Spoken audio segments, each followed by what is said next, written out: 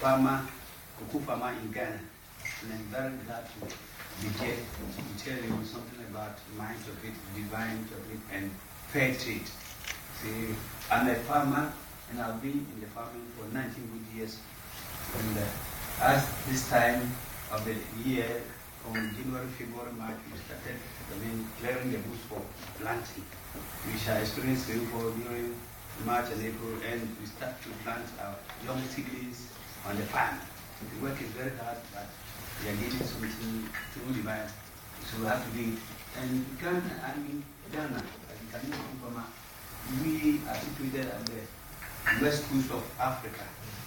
And it is very hot over there. Now we are experiencing about 35 degrees Celsius, very hot. And here,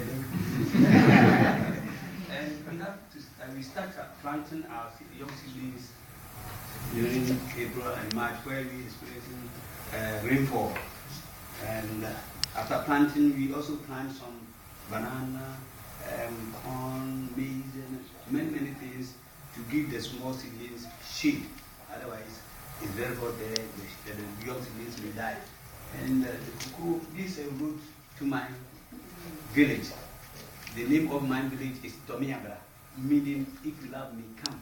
Because it is in a remote area in Ghana where I'm farming. And the road leading to my village is very bad.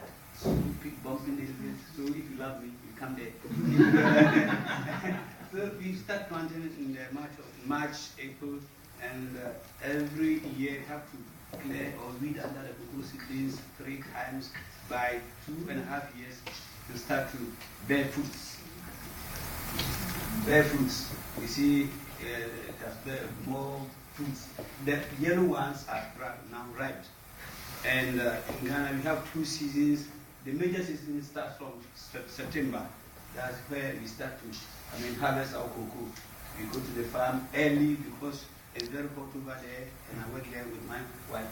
And when I go to the farm and see the cocoa is ripe, then I have to go there and harvest them with a long weeding with a sharp curved metal on top of the palm branch, because the cocoa tree is not a shrub, it's a tree. It's very tall, and sometimes it grows about 25 feet high.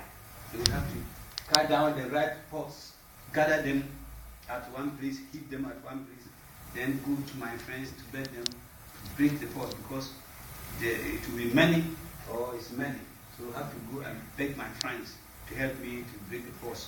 When the pods are broken, we put the beans. You see, when the minerals break the pod, the beans in it are white. After that, we've spread some banana leaves on the palm, then put the beans on it. We cover the beans with banana leaves tightly to avoid water and air getting to it, otherwise it will germinate. And germinated beans are not good for consumption. So on the 10th day, you have to go to the farm again, turn the beans over, and on the 6th day, I have to go there and turn it over. On the 7th day, I have to go and beg my friends to help me carry the beans home, then put on the raffia mat as we see on the picture here.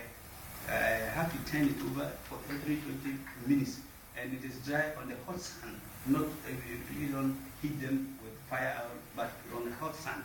So you have to stand in the hot sun for many hours, turning the beans over. For that process takes 1 good week, 7 days.